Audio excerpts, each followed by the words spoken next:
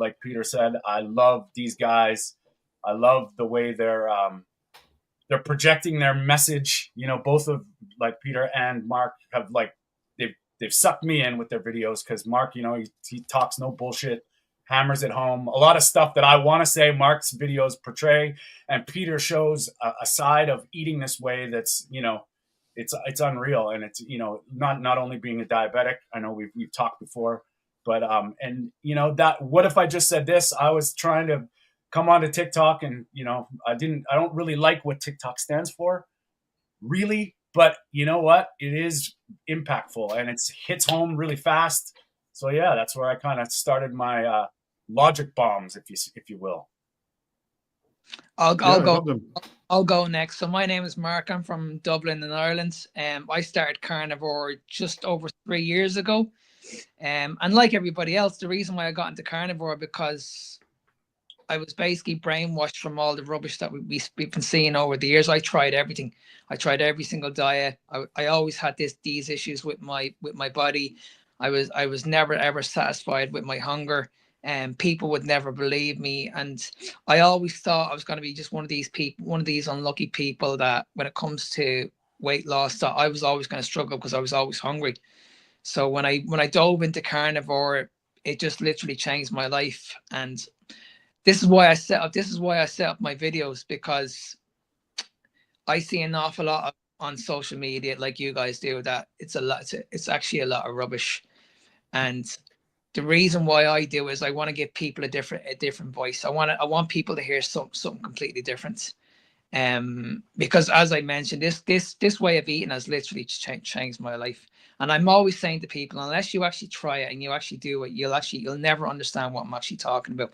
And when I hear people on a day-to-day basis saying, listen, this has changed their life, they've reversed their conditions like diabetes, PCOS. I've heard people that have reversed stage 4 cancer. This is powerful. This is powerful data, absolutely powerful data. And that's the reason why I'm going to continue to do it. I just think that we need to have more people like yourselves that are spreading this message and letting people know that, hang on a second, what you're hearing about the mainstream about eating a certain way and focusing on calorie deficits and eating carbohydrates, don't be listening to too much of that. There's actually other people out there that are spreading the right information, and you need to be listening to those people also. Yeah, it's the power of the anecdotes. I know in science, where's that got us anyway? But the power of the people doing it, and it's a lot of the old, I guess you could say the experienced carnivores were still waiting for that heart attack, still waiting to feel worse, And Peter, your situation, you're being a type 1 diabetic. I mean, it's amazing and impressive because you're showing it that, okay, come on, because a lot of people when you bring in diabetes, not only do people not know that type 2 and type 1 are completely different things, but type 1 being probably the more serious one as far as having to do something. You're bringing this to the table where it's it's obvious that you're doing well. Like, you look great, and how long have you been doing it, Peter? I'm a carnivore for 2 years now. Yeah. And actually, for me, it started about 3 years ago. I did a lot of cycling. That helped me a lot, but cycling means carb loading, so it's going to be one big mess. Your sugars goes all the way. Well, on the bike it's fine. It's a nice flat line because your motor is running. Yeah. But afterwards, and also after the cycling season, you'll get all these type 2-like symptoms. Your insulin resistance go up, and it's just totally unpredictable what happens with your blood sugars. And you're managing how much you eat. It's very complicated because as a diabetic, you have to count the carbs. And that's just mind-boggling that at some point you learn that carbohydrates are not an essential nutrient. Yes. And that's what many diabetics actually do when they are really upset. They just stop eating, for example, because that's very nice. You stop eating, you don't have to inject insulin. But of course, you can only do that for 1 or 2 days. Mm-hmm. And if you just cut out the carbs, eating becomes much easier. Add in a little bit of intermittent fasting, and everything is all right. And for me, actually, that was the starting point. And then I got all kinds of other symptoms related to oxalates, especially all kinds of inflammation, cloudy urine, that sort of stuff. And being already on the keto diet, I got in touch with the autoimmune diet and carnivore. Yeah. And that's how it got started. And of course, already when you learn that carbohydrates are not needed, you think like, what have they been telling me all those years? And of course, that changes your mindset. You'll be more critical, and you'll question things like the nutrition center, what they are telling you, that sort of stuff. And it's always, you talked a little bit about research, and that's a big mistake people make. They always end up, especially in the TikTok comments as well, if you get these vegan people or just people that are skeptical about carnivore, they will start saying like, show me the research. Yeah. Show me a study. Yeah. And then you always end up with those population studies or badly controlled studies for 3 or 4 weeks telling you that keto diet is bad. And But see, all those research studies are complete and utter bullshit. When I hear Peter's story, and I hear that he's actually managed this condition, he's doing well for himself, he's thriving in life. That's all the data and that's all the research that I need. When I listen to Anthony's story and I say, right, okay, well, he's after going through all this in his life. He's actually getting better now. His mental health is getting better. Listen, guys, that's all the research I need. You can throw all the research studies at me as much as you like. I don't give a shit.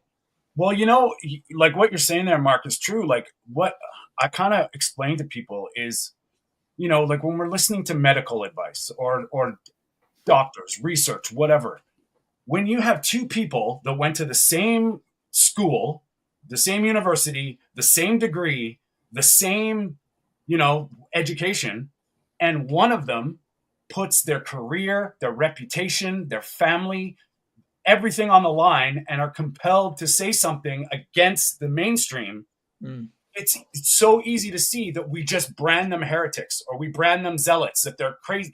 But really, when you have something to lose, that's the outliers. Like those are the people that I gravitate to, because it's like as soon as you just go, why would they be saying this? Why would a mother be putting her reputation, her livelihood on the line with children to speak out? And it's like, and then you just hear the bombardment from the mainstream, like just attacking and saying, yeah, studies this, studies that. But hold on a second, we just need to look at what's being said, and it's wild how many people, and I mean, I'm sure you guys get it too. I never get sort of logical discourse. I just get regurgitated stuff. Your cholesterol, you need carbohydrates, well, I've spent the last 5 years learning about this stuff because it's mattered to me. And come at me with something that's like, that's authentic, and it's usually not. It's the same crap. And see, and this is where the system is wrong, because when I would say about 10 years ago when I done my fitness course, we were never told that we have to teach people nutrition. We were always told, like, listen, when it comes to nutrition, leave it to the dietitians, leave it to the experts. You're just a fitness instructor. You just need to show people how to exercise. And when I look back at it now, I'm like, wow, holy shit. Hang on a second. So we couldn't teach people how to eat properly, but we teach people how to exercise. And it's like, this is where so many people are going wrong, because they think they can out-train a bad diet.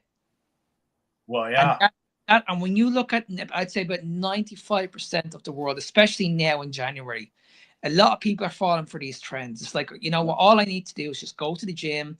I need to do a boot camp class. I need to go for a run, and I'm going to lose weight. And I can still eat wherever I want. It doesn't work that way. No. And I learned that pretty quick, like, especially this year. I was working, like I went to nutrition school, and I'm not a nutritionist because I was wrong. It was completely wrong, but that's another topic. But when I was going through school, paying for school, I was working physical job. I was working moving jobs every day, 12, 14 hours. Not only was my energy, and I was like working with kids and running circles around them, but my energy was rock solid. my ability to heal, like I didn't wake up the next day sore, and I was like, some hard days.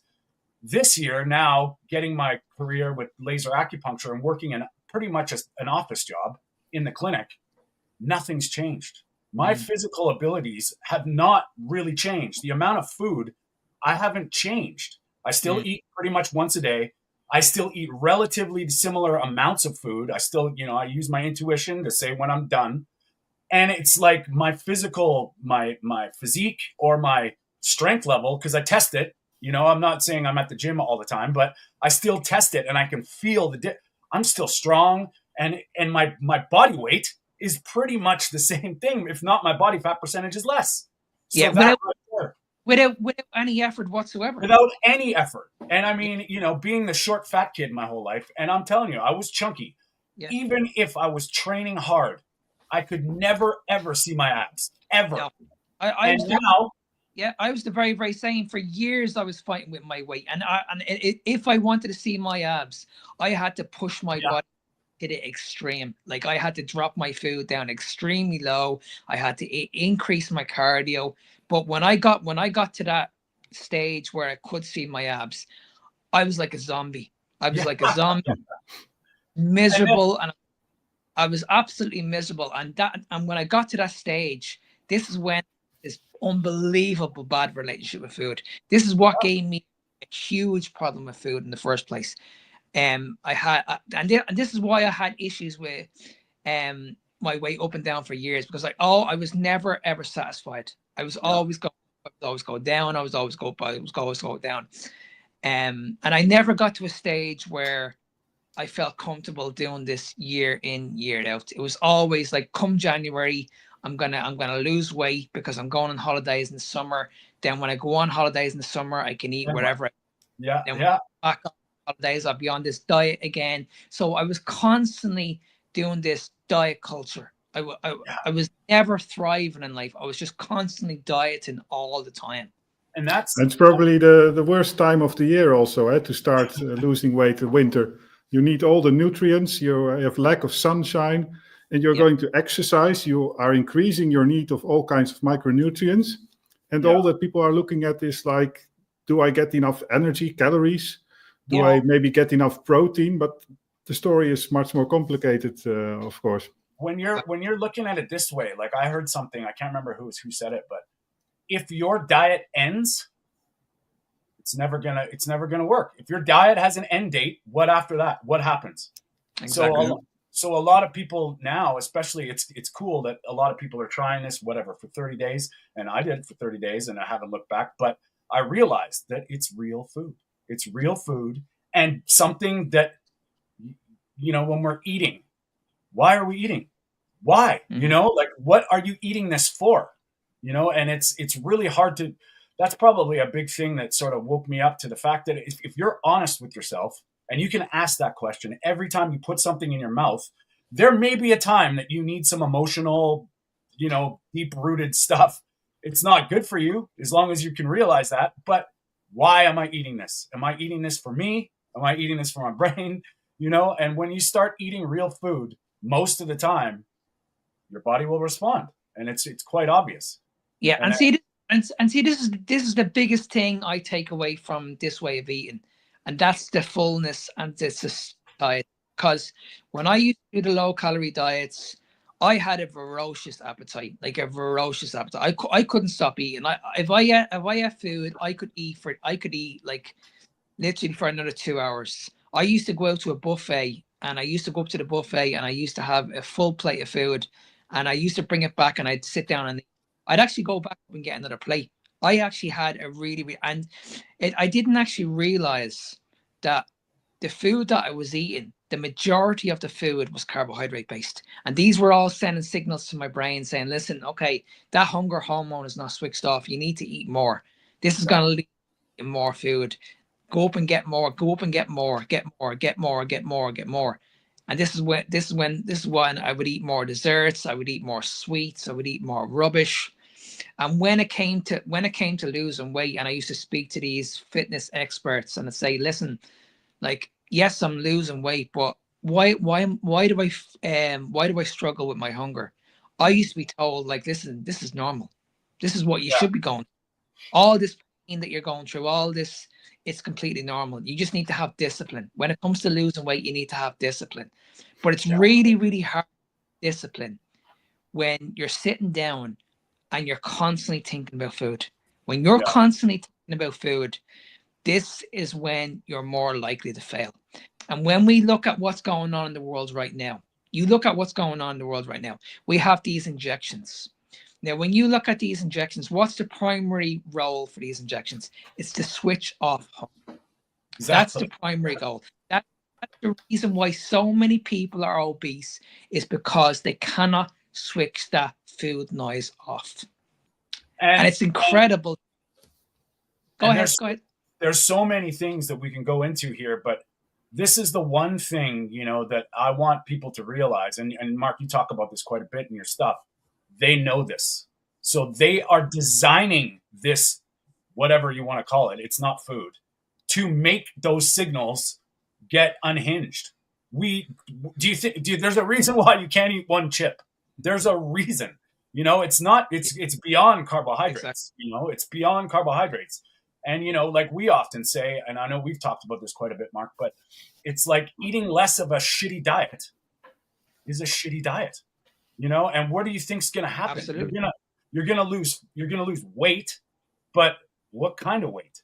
And, when you're in that loop and you think it's a gift from God, where do you think that ends? And that's it's sad because a lot of the people that I've talked to about the same thing. Oh, I'm just going to do Ozempic for a little bit, but already you're caught in that. You're in that headspace of this is the answer, and in my experience now, it's like, show me a doctor that wants you off your medication. Show me a doctor that is planning to get off. And it's horrific, and it's sad really that and they know this shit, which is scary. Yeah, and if you are using Ozempic, then you will just lose weight and learn nothing afterwards. Objectively, but also your body has to learn things, like get used to ways of eating, and that's all not there with Ozempic. And you also have to, of course, reinvent, find back your intuition, your intuitive feelings, and learn how to recognize when it's actually intuition or just you're being tricked by your environment, the modern environment, all the things that you can find in the supermarket.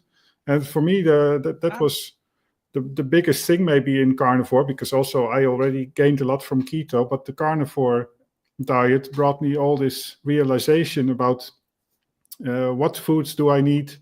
You get all kinds of subtle feelings, like suddenly you crave liver, for example, when you need certain nutrients. Cheese, I have it sometimes with cheese and with other things. Yeah. But they are very subtle feelings. Just like this same liver, for example, once you are on the carnivore diet for several months, it starts to taste sweet. Yeah. And if I eat pork liver instead of beef liver, for example, it's like candy. It's just amazing. And if you drink, if you eat Redmond salt, for example, you suddenly realize that it has a sweet taste. Yeah, nobody would notice that on a regular diet. Salts. I've got like the salt lineup, right? Himalayan, I've got Andean, I've got Redmonds, I've got Celtic sea salt. But it's did we lose Mark? Yeah, I think so. They'll be back. But that's interesting that you say that, because that's something that's happened to me too. Is the food? My I don't know what, it's not craving, but it's just I've said this before. Like, I never used to eat a lot of seafood. I hated it. I was like, ew. Any shellfish was disgusting. Now, every once in a while, I get this little voice saying, you need some seafood. You need some fish or some oysters. I hated oysters. I quote this often. Back in the day, I would eat an oyster. It tasted like you're eating the dock. I was like, how the hell can people eat this shit? This is disgusting. Now I crave it. But it's not craving. It's just something tells me that I need to eat it. And it's the same thing with liver. Once in a while now, like, my thoughts on organ meats, do you have to know? Are they nutrient dense? Yeah. And if you're actually tuned into your body, it will tell you. It will say, yes, eat this. This is what I want. And I'll eat liver once in a while. Like, I kind of think in proportion to the animal. I don't think if you're eating the right nutrition, liver becomes more of a side. But I mean, some people who don't eat a lot of red meat or don't eat a lot of meat, liver could be a very valuable thing. Like it's amazing, right? How your taste can change like this, and then people might say that you're brainwashed or so, that you're suddenly liking that you suddenly like to eat this organ meat. But I also really disliked the taste of it. I could not swallow it. Yeah. And nowadays, liver, raw kidney, raw sweetbread, for example. I didn't even like that in cooked form, and now I'm eating it raw. Yeah. And yeah, I think that taste in the end has all to do with, I mean, it makes sense, right? That taste is telling your body, like, this is good food, nutrients, this is what your body needs. And of course, we are being tricked now with all the artificial additives to the crisp and cookies. Guys feel? How do you feel? When's the last time you ate a chip, Mark? Oh my God. I haven't had carbohydrate in like over 3 years. Wild. Yeah, I have ice cream once in a while, but I usually make it. So it's basically just very, very minimal. Sometimes I'll put a couple drops of stevia. But to be honest with you, it's still like eggs and cream and a heavy, heavy cream. And I mean, I'm just like, okay. But I've told this before, like I used to eat chips, like they were my thing, corn chips. And now I put one of those things in my mouth and it's like, what is like unbelievable, like sensory overload to say the least, but they just disgusting. Like it's unbelievable. And this is something that was part of my life. I think I told you this story before, Anthony, as well, when we had this conversation on your YouTube. I introduced a can of soda about, oh my God, I think it was about 8 months ago. I used to be hooked on this stuff, like 7 or free. And I used to drink, about 2 or 3 of these a day. And I gave them up for a long, long time ago. And I just said, you know what? I'm actually going to try one. I'm actually going to try one and see what happens. No word of a lie. I think I took about 3 sips of it. Within a half an hour, I was very, very aggressive, like extremely aggressive. I wanted to kill someone. Like I was out for a walk and I just felt like I had this anger in my body, this uncontrollable anger. My mental health had been affected unbelievably. Everything just dropped. And I was like, holy shit, like why do I feel this way? And it was only until I realized, and when I looked at the ingredients in this can, now this can has no sugar, but when you look at the amount of sweetener that's in this can literally destroyed me. No word of a lie. I'll never forget it. When I was out going for a walk, I just wanted to start a fight with somebody. Yeah. Honestly, I just wanted to fight someone. It was just that mad, controllable aggression that I had in my body that I just couldn't get rid of. And I had that for 3 days. 3 days. Oh. My mental health was affected. Well, that goes to show you, like, I mean, I think I just did a video this morning about what the most valuable asset I've gained in this 3 years is my brain, my ability to think. And it's amazing how we don't talk enough about. The FDA has a GRAS list, and if anybody doesn't know what the GRAS list is, it's the chemicals that are generally recognized as safe. And if you really think about what that means, you really want to be eating that shit. Yeah. And they put it in the context of how much is generally recognized as safe to be in that product. Then they trick you with the serving size. So by the time you're actually having a real portion of a human consumption level, you're eating way more than they've ever studied. Exactly. And you don't think that shit's messing with your AA hormones, neurotransmitters, brain function. Exactly. Cognition. Come on, man. And I'm sure I don't know about you, Peter, but I've had times where, like, I've tried to be as least dogmatic about my sort of eating habits. And if I go somewhere, to a friend's house for dinner or somewhere, I'll try to, I'll take it as a learning experience and I'll try stuff. I learned the hard way. The last time I did this a few months ago, I went to a friend's and they had a bunch of takeout stir-fry Asian food.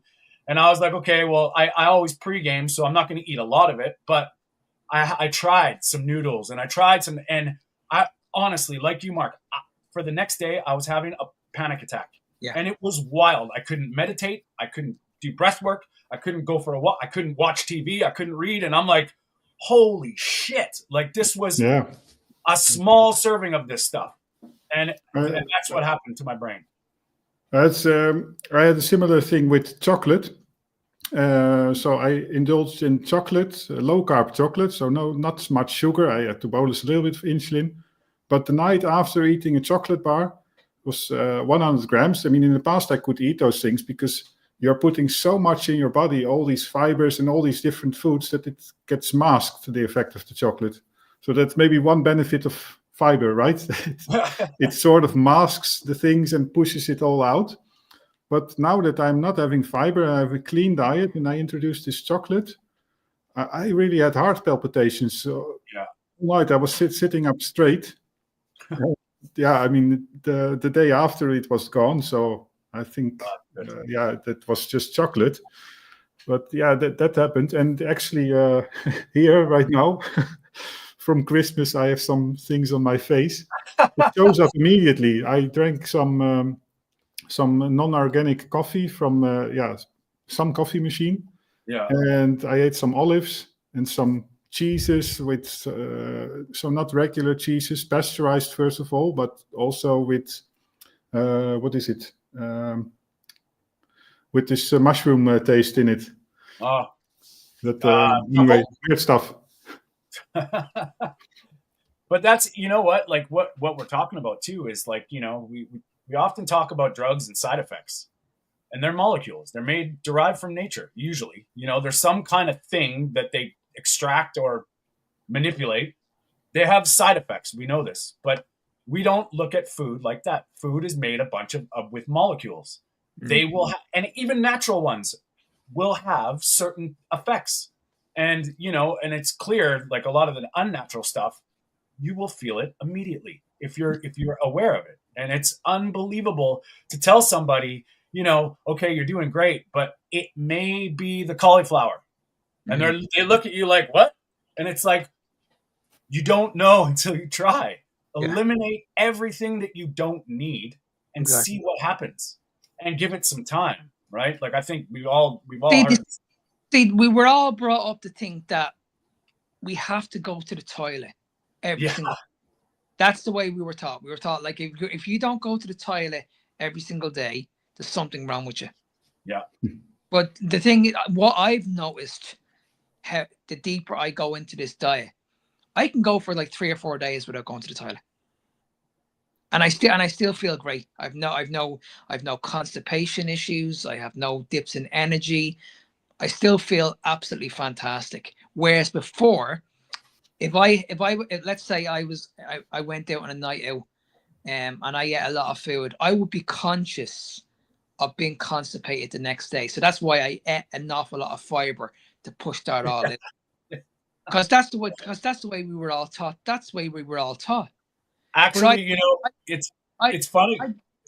I have some clients, and that's often what they say first is like, I'm not going to the washroom enough.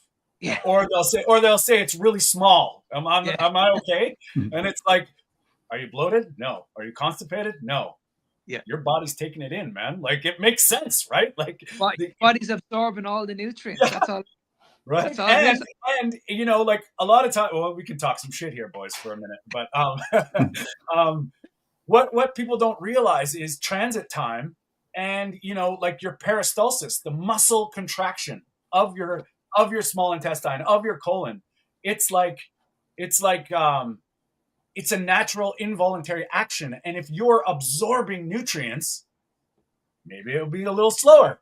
And we get back into the symptom stuff is like a lot of times we just think if it is or isn't, but if you're not feeling symptoms and you're feeling good, which nobody studies, that's a really good indication, right? Like, and you know, I often tell people, especially, the newer people, that when you start shifting your microbiome and you start eating real food, things get weird, because your body's going through this whole what?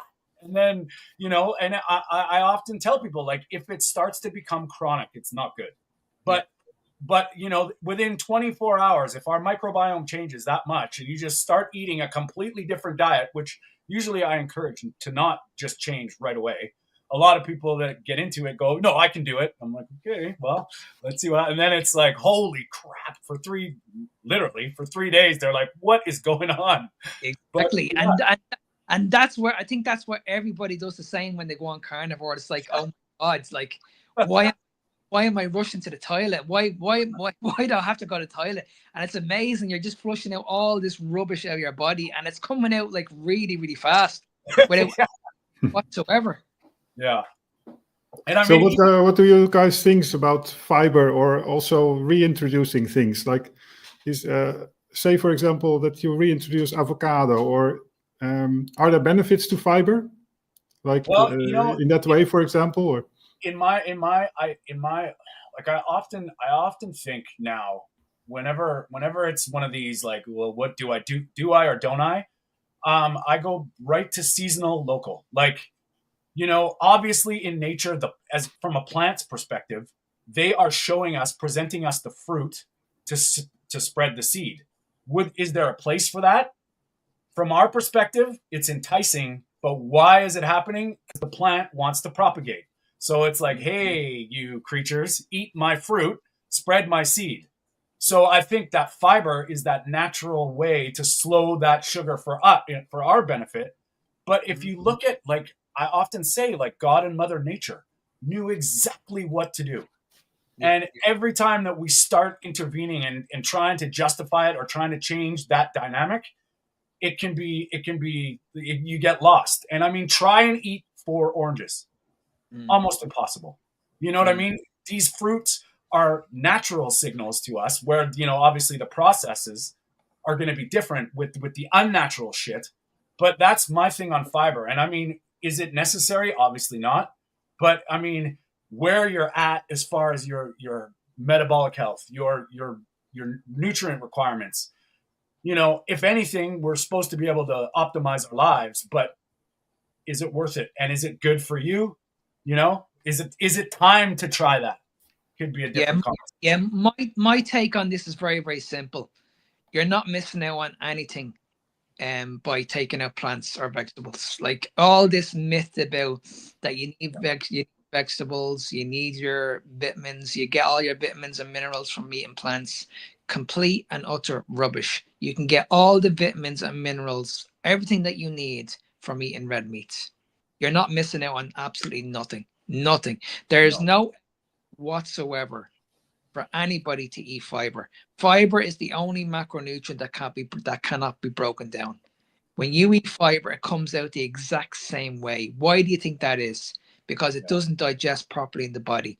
This is the reason why so many people have issues with their gut, because they're eating all this fiber, they're walking around bloated, they're thinking that this is completely normal. This is not normal, guys. It's complete and utter rubbish. This is not what we call fullness. This is not what we call satiety. If you're walking around bloated, that is not fullness. If you're walking around, that is not a good sign. If you're walking around and you're farting every 10 minutes, this is not good for your body. Yeah, I just saw that Lambs, that Paul Mason. Yeah, that's actually his talk on fiber made so much sense to me. And, not only to quote Bart Kay, but he also said that is the only documented research that's worth its salt on fiber. And it showed if you add bulk to a small hole, you will not get better. Exactly. Everybody in that study that didn't eat fiber got better. And that's right there. And it's, and like, Mark, what you're saying, I love it, because that's the way I feel about vegetables. I just look at them like, why? They don't bring anything to the table. And, if I have to eat a salad to be polite, I know at my context now, it's probably not going to kill me, but it's not, it's not, it's just that's a human problem, not a nutrition thing. And You don't have to eat vegetables. And that's where I think a lot of people lose their minds, because we've been taught that red meat's going to cause colon cancer. Red meat's, you're going to, it's saturated fat. It's going to clog your arteries. But it's like, look at what the only reason fiber is in nature would be to slow the glycemic or the sugar load in your body. So, and the Paul Saladinos that are eating fruit and honey, that's a whole other topic. I don't think if you're a diabetic, that's not, don't do that, Yeah. But, and just going on that topic about Paul Saladino, like I'm quite fit. I do an awful lot of exercise. I know I could add in a little bit of sugar, and I would probably stay in reasonably good shape. But I know it's going to make the diet a little bit harder for me, because I'm going to be constantly hungry. So, and I think a lot of people need to understand that when you see these people and they talk about, okay, it's all right to introduce these foods. It's all right to have a little bit of sugar. It's all right to have a little bit of fruit. You have to consider what these people do for a living. Yes, exactly. Well, if I think about my type 1 diabetes on the bike, and if I'm doing a lot of biking every day, let's say 4 or 6 hours a day, then I think I could go with 100 grams of carbohydrates a day without noticing a change. I probably still am in ketosis as well. I was probably also in ketosis before even going on the ketogenic diet for that reason, but maybe 150 as well if you're, and maybe during the cycling itself. If you eat a banana during the exercise, it also doesn't really trigger so much your addictive impulses. So that banana will be forgotten once you step off the bike, or when Paul Saladino steps off his surfing. Yeah, but see, the problem is a lot of people don't have time to exercise, and exercise is a great way for improving insulin sensitivity. But the problem, like I mentioned, a lot of people don't have time to exercise. They don't, because they've got families, they've got heavy jobs, and this is what people rely. They rely too much on the exercise. Yes, that can improve your insulin sensitivity, but by eating the right diet, you can actually improve insulin dramatically, even faster than exercise.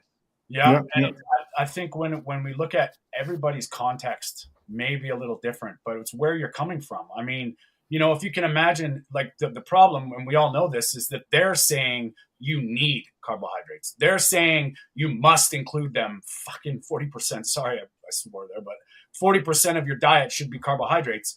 Well, that is flawed. That is complete and utter nonsense. And the preferred fuel source is carbohydrates is complete nonsense. Could they be a tool in your training or in your energy levels? Possibly.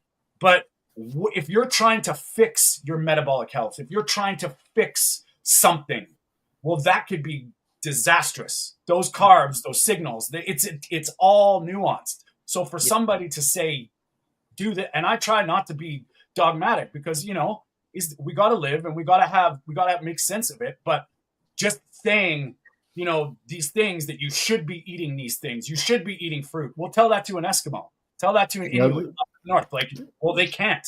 So obviously you don't need to, and if you look at the people, before the agrarian revolution, before there was all this, foraging was a necessity in place of no hunting, right? Yeah. Like, it wasn't all these foods that were fallback to feed starving people and now they're trying to trick us to saying all that food is the stuff that we need, and the stuff that we actually need, they say you don't eat a lot because it'll kill you. And you can just look at that logic, and it's like, it doesn't make a lick of sense. So I think it's very nuanced with the carbohydrates. Yeah, I think there are maybe two places where they can be useful, and that's indeed in top level sports. Say that I am on a ketogenic diet, I'm going cycling. Chris Froome actually has done it to some degree. He went on a low carb diet, and then when there is some extreme exercise, intense moments during the sports, you take a little bit of carbohydrates extra. And so if you're on the carnivore diet, you take some carbohydrates, so you get ketones and carbs. And for the regular cyclist, they are on carbs and they take exogenous ketones nowadays. Yeah. And the other situation where carbs can be useful, and I've done it as well a little bit sometimes, is when I have problems with sleeping. Yeah. In the evening, taking a little bit of carbohydrates, not too much. I know it's probably even just 5 or 10 grams. That may be helpful. I've actually heard Dave Asprey say this, and I know he's not carnivore, but obviously he eats meat, and he's like all about that's what you should base your diet on. But he was saying, like, because a lot of times with the cortisol, right? Like it's that sleep problem. People their hormone, like we've talked about this, Mark. When your hormones are all messed up, your signals are going to be cross-firing everything. When you switch something quick, it takes a while to adjust. And the sleeping thing, I've heard that if you dip, this might be the only place ever I would do this, is dip like a touch of honey in a teaspoon, like a touch, and just give your body just enough glucose that it doesn't have that cortisol spike.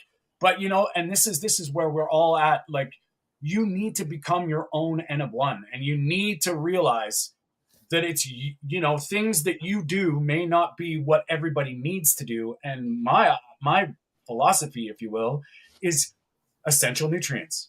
Get your essential nutrients. The rest is all noise. It's all, it's all subjective. And, if you've got insulin problems, if you've got leptin problems, if you've got cortisol problems, it's going to be different than someone who doesn't. And, that intuition side is the biggest factor. Like when you can let your body run through intuition, and I'm sorry, but we can all agree with this. Grains have no place in a human diet. None. So, you know what I mean? It's every single person I've ever been a part of their sort of their diet journey that's cut out grains feels better. First and foremost, and it's, with your gut. And it's like, stop eating this shit you might call bread, because it's not bread anymore, and that's a whole other topic with our modern food farming practices and our modern food stuff. It's like, it's not the same anymore. That's very true. I mean, we can celebrate carnivore diet, but there are several steps in carnivore. I think the major contributor to better health is the low carb aspect. Yes. The sugar and the junk food goes away. Then the second, probably shared position with the grains, is the seed oils. Yeah. And then oxalates as well. I think that's a huge one. And you just said something good, like really, really smart there, Peter, because that's what we've all done it. All of us, I know this. We started sort of low carb keto, being aware of this, and then we gravitated to the food that makes us feel better. All of us did. So that says a lot, because people always worry about the small things. They worry about, I'm going to be missing out on this. I'm going to be missing out on that. I could never do that because of this. But when you start to feel good and you start eliminating things and you start flying on a different frequency, we've all gravitated to what we feel good on. And when you're honest with yourself, you separate all the shit and you focus on I could eat steak and eggs. That's it for the rest of my life and be perfectly happy, satisfied. Can't wait to eat it. When I'm done, I'm finished. I don't want to ever eat it again until the next time I want to eat it. It's quite funny, and it's all about getting to that point where you decide whatever you need to do, whatever your way is. But it's not a coincidence that all of us have started with, your personal awareness, and then you just gravitate to what makes you feel good. And if you can be honest with yourself and do I really need this? And I mean, Mark, I know you're a lot more in the gym than I am, but I can crush a workout, no problem, with no carbs. I mean, I'm not a high performance athlete, but I don't need, it's proof that you don't need them. And I'll do heavy lifting and I'm fine. Whether carbs could make me a little bit stronger, to me, it's not even worth it, because I feel absolutely fine. So I think a lot of, I can see, like, I have an awful lot of people that I work with that just cannot give up the carbohydrates.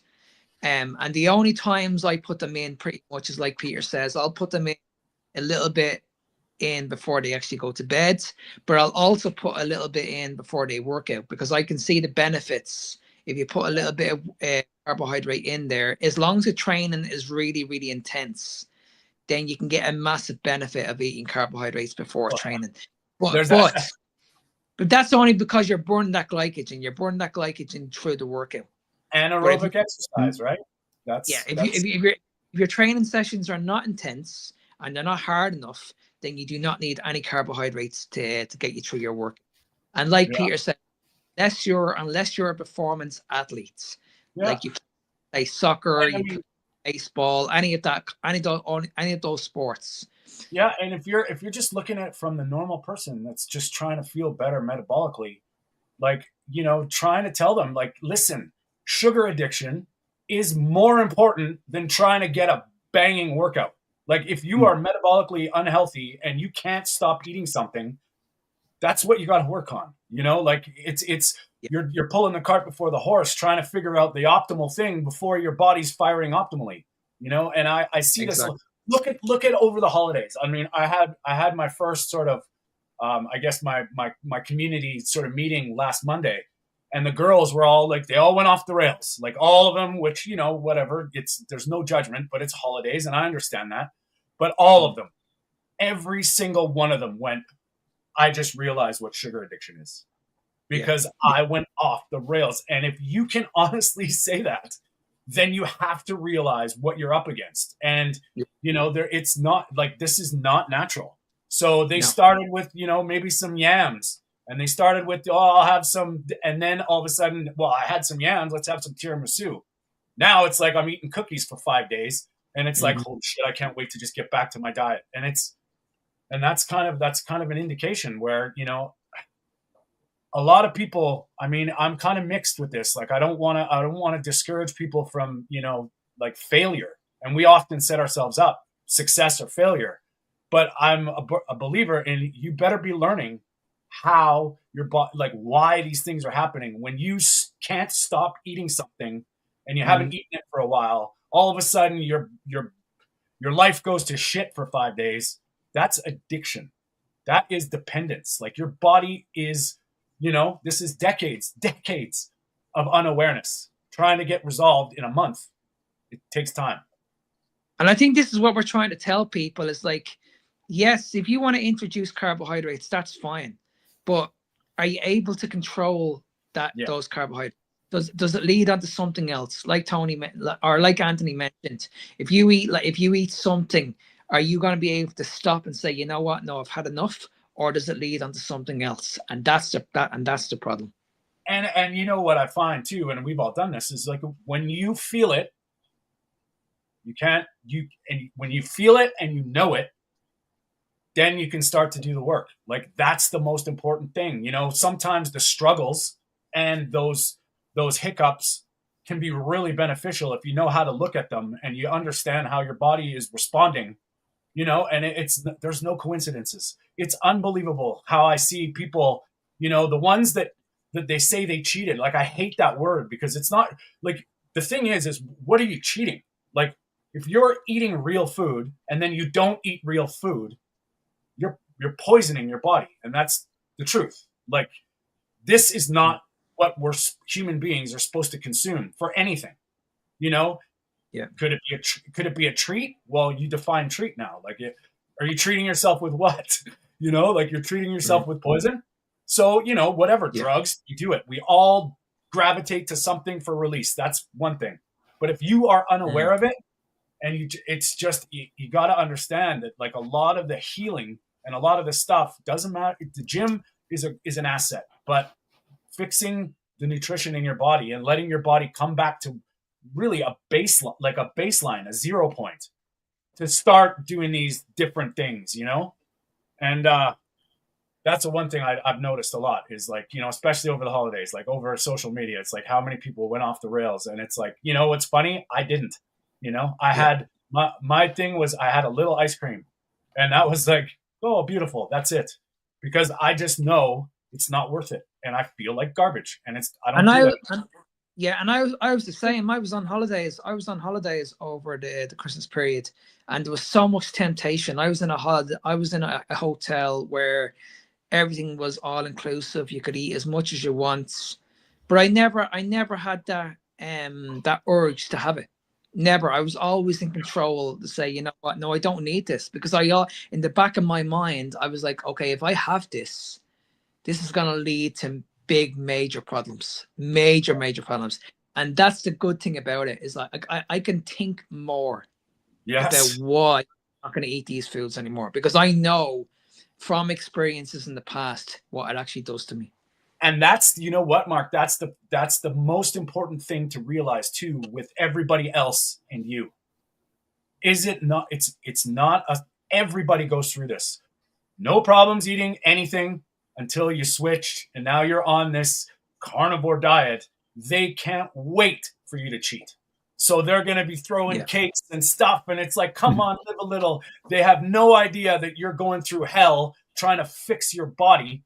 And it's unbelievable how many people love it when you cheat. It's like, I'm trying to get healthy. And it's like, oh, come on, come on, come out with me for pasta. And it's like, you're happy when I'm killing myself is basically what it is. Yeah. And it's so amazing to see. And when you try and switch and fix, like, I mean, Peter, for instance, you're diabetic. Somebody shoves sugar in your face, they're assholes. Simple. Like, you know, like you're type 1, you know, trying to say, hey, just come on for the hell of it. That's, you know, that they don't understand, you know, and it's crazy. It's crazy how that whole. That's something that helped me a lot in the past, because already on a regular diet, you have to inject insulin and you can eat a certain amount of food for that. So I want to get as much enjoyment from 1 unit of insulin. So it makes sense, right? Then you tend already to, let's say, the lower carb options. I prefer a box of nice nuts instead of 2 chips, that sort of stuff, or 1 cookie. So you seek out all those options. And of course, you know about all the troubles you get afterwards. So yeah, that's very similar to what you experience on the carnivore diet, indeed. Yeah, but more acute. Yeah. Well, that actually, we can get into this a bit, because I know, Mark, you're a fan of this one, about calories. Like you just said it right there. The amount of food this brings, and then a couple chips, right? Like if you look at like calories, you get a bowl of sugar cubes. How is it the same as a 6-ounce piece of salmon? Like, think about that, right? Like, it's just ridiculous. This calories in, calories out, and it's, you know. I know, Mark, you've done a couple great videos on that, but it's absolute utter nonsense that protein is the same amount of calories per gram as sugar. It doesn't make a lick of sense. See, the big thing is, when we talk about calories, people need to understand what a calorie actually is. A calorie is a unit of energy. The next thing people need to understand is, when it comes to all this calorie counting nonsense, none of this is accurate. So when you think about say a carbohydrate, 1 gram of carbohydrate has 4 calories. How do you know it has 4 calories? It could have a lot more. It could be 5, it could be 6, it could be 7. Same a gram of fat. People say it has 9 calories. How do you know it has 9 calories? You don't know this. Yeah. People need to also understand all calories are not equal. Exactly. 500 calories of eating donuts is not the same 500 calories of steak. Sorry. Yeah. And that's the trick, right? Like, you go into these menus now, you go up to the fast food joint and you see, oh, look, this thing only has 300 calories. I can eat 5 of them. That's great. If I keep it under 2,000, and who like, I think I showed you this, Mark, but my USDA agriculture thing from 1894, they were measuring calories back then, and they were eating 3,500 calories in good food. So nobody was obese. And now we just get these excuses like, oh, well, look, a Coke's only 120 calories. I can have 12. Whatever. And I'm always asking this question to these fitness experts, and not one of them come back to me with the right answer. When I used to get shredded, like really, really shredded, I'd have to drop my food down to at least 1,300 calories, maybe 14. I'm eating at least, I know for a fact, if I was to calorie count, I'm eating over 4,000 calories a day, and I'm still walking around with a 6-pack. How the fuck is that possible? How is that possible? And I've actually eaten a lot of food, carnivore food, and I've actually lost weight. Yeah. I've lost. I mean, it's simple. Like and I often actually tell people, you know, and I've had this with clients, is quite often they come to me about weight loss. And when I tell them, you may not lose weight, you may be gaining weight, but it's not weight, it's body fat and bone muscle quality. Exactly. So when your body's soaking up real nutrition, you're getting actually denser, leaner, and your scale is staying the same. That's a good thing. You know, like it's, and as the body, I mean, I think there's a lot of different mechanisms here, but I'm a big believer in when, like, there's a lot of sides to why we would hold body fat. Obviously, energy is a big thing, but I think if we look at it, fat around the organs happens first when your body's releasing and safe, because the body's now trusting, you're working with it. It starts to release what it doesn't need. And sometimes it needs to hold on to what it needs. And, the scale can be tricky. And it's really hard because our programming is all about, look, they wrecked us. In the 80s, it was look like a supermodel, look skinny, wafy, thin, look at all the models. Now it's okay to be obese, and it's beautiful. And it's like, and that has nothing to do with your soul. That has everything to do with where you're at with your health. And I think it's all programming, which is horrible. Yeah, good point of Lams again. That you can weigh your body. It's well, you could maybe do a DEXA scan, but measuring is better. Yes, and you know what's funny about saying that is most people, it's the belt sizes, it's the clothes that are getting looser, and they're like, holy shit. And that's a big problem when you've been doing this for 6 months and you got to change your wardrobe because you've lost complete size. And it's beautiful. Like it's wild to watch that. Yeah, and I was thinking about this calories in, calories out. The tricky thing is, of course, those coaches and fitness coaches, they think it's working, and to some degree it does work in practice, right? If you just stick to the same composition of food, the same macronutrient composition, and you look at calories, then it's basically a proxy for how much you're eating. And I think those people are just fooled by this and a few research studies, short-term research studies where it might work. It doesn't capture the hormonal aspect just yet, probably. Well, the funny thing is, you know what? Yes, you can do it. And that's the problem, is that, you can will yourself into calories in and calories out, eat less, move more. You can do it. It will happen. But what is it sustainable long-term?